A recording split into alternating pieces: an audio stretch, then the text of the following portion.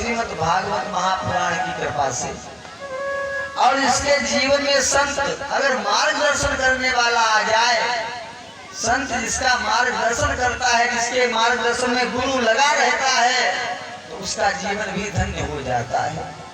नारद बाबा को आप कोई छोटा मोटा संत मत समझे। भटके को हमेशा संतों ने ही मार्गदर्शन दिया है। जैसे ध्रुव जब गए थे जंगल में भगवान की तपस्या करने, तो नारद बाबा ने ही मार्गदर्शन दिया। जैत ने जब सीता जी के चरणों में चोंच मारी, तो बाबा नारद ही मार्गदर्शन में आए। तो संतों ने इस देश का, इस जनता का हमेशा ही कल्याण किया है। ऐसा संत का स्वभाव होता है। आज नारद बाबा की कृपा से ज्ञान और वैराग्य को तरुणावस्था प्राप्त हो गई। धन्य है हमारे देवर्षि नारद जी को। हमारे श्री सूत जी 88,000 ऋषिगणों को नए स्थान में सुंदर पावन कथा सुनाते हैं। कहते हैं, ऐ ऋषिवरों, ज्ञान और वैराग्य के बाद में श्रीमद् भागवत महापुराण का श्रवण पान किसने किया? अब हम उसकी गाथा आपको सुनाने के लिए जा रहे हैं। एक ब्राह्मण हुआ है जिसका नाम हुआ है आत्मदेव। आत्मदेव नाम का एक ब्राह्मण हुआ, और ऐसा वैसा ब्राह्मण नहीं, पूजा पाठी था। वे ब्राह्मण वही हो अच्छा होता है जो भगवान की भक्ति करता है, और वो ब्राह्मण सोचनी होता है जो भगवान की भक्ति नहीं करता है। कैसा ब्राह्मण सोचनी है? सोची अभी ब्राह्मण कैसा सोचनी बताया हमारे कवियों ने, संतों ने। सोची अभी जो वेद विहीना, तजी निज धर्म विषय लीना। तो ब्राह्मण अपने धर्म को भूल जाए, पूजा पाठ को भूल जाए, और अपने आचरणों को, सद्मार्ग को छोड़ के गलत रास्ता पर पहुंच जाए, ऐसा ब्राह्मण सोचनीय कहा जाता है। ऐसा हमारे तुलसीदास बाबा ने बताया। और सोचनी कौन है? वो राजा सोचनी है जो अपनी प्रजा से प्रेम नहीं करता है और जो नीति को नहीं जानता है।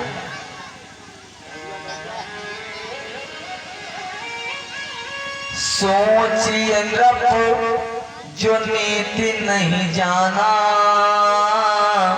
और जो न प्रजा प्रिय प्राण समाना।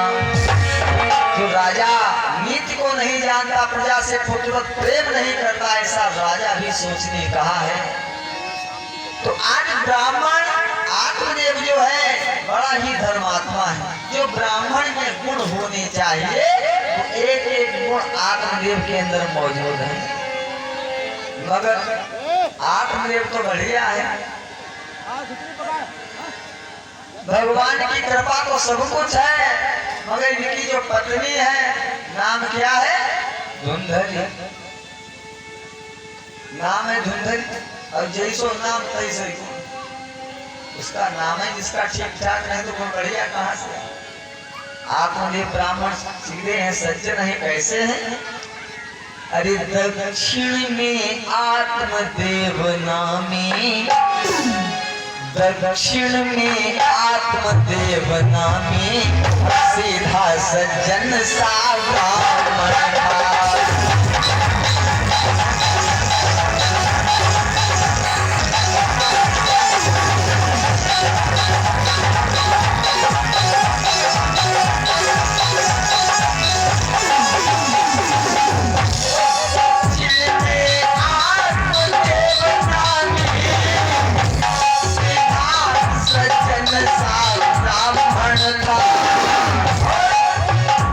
पंडित था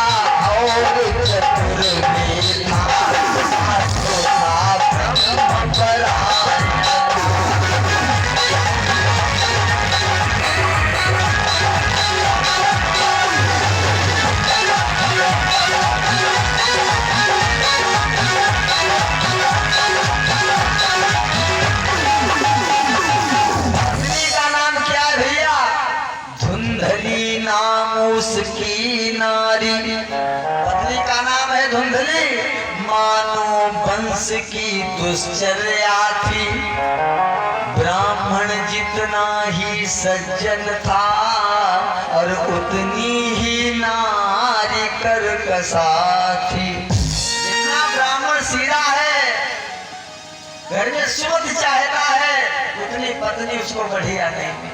देखो संसार में भगवान ने सर्व सुखी किसी को नहीं बनाया। ऐसा कोई व्यक्ति नहीं है जो कह सकता कि भगवान हमें सर्व सुख दे। सर्व सुखी कोई नहीं। कोई पुत्र की वजह से परेशान कि हमारे कोई लड़का भगवान ने नहीं। किसी के लड़के तो 4 है मगर रोटी देने वाले वे लड़के से परेशानी से न भय होते बड़ी। कैसी भगवान की विलक्षण माया।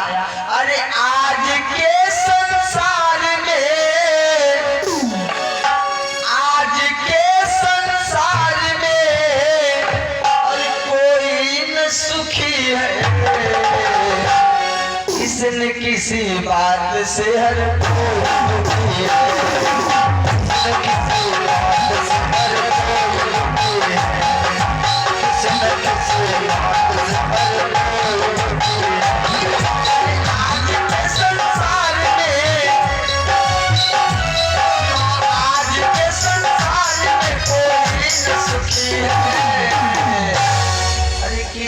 किसी बात से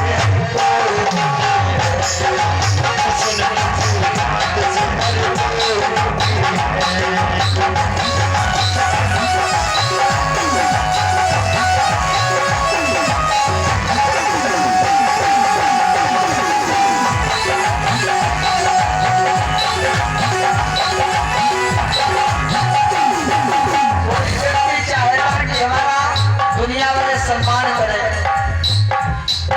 सम्मान का भूखा है कोई व्यक्ति, और कोई का इतना सम्मान होता है, इसको मिलने वाले इतने आते हैं, उसके पास समय नहीं सम्मान कराने का।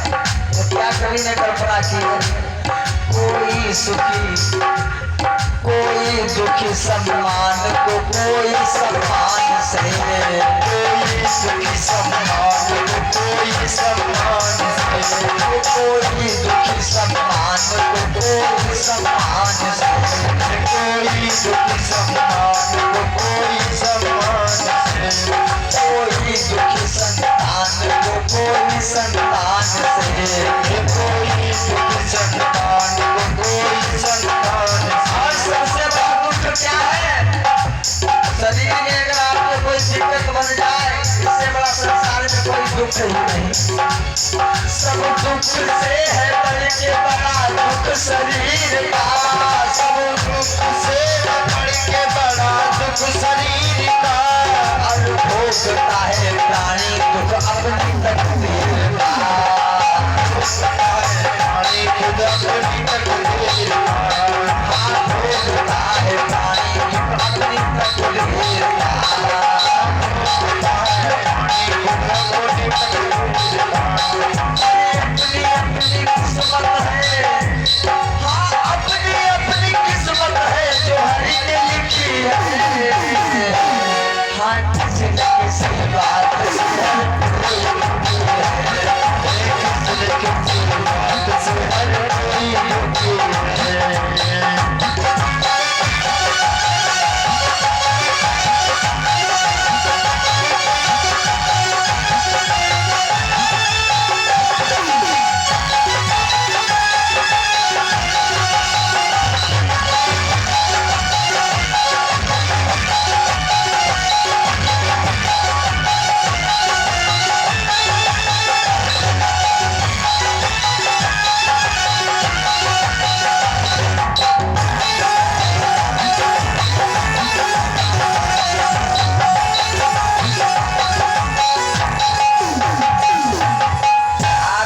महाराज को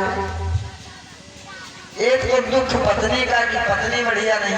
देखो पत्नी किसे कहते हैं, पत्नी किसे कहते हैं। पत्नी का खाली नाम रखवाने से पत्नी नहीं हो जाती, जाना भी हुई पत्नी हुई। पत्नी का एक धर्म होता है। पत्नान शब्द से पत्नी बना हुआ है। जो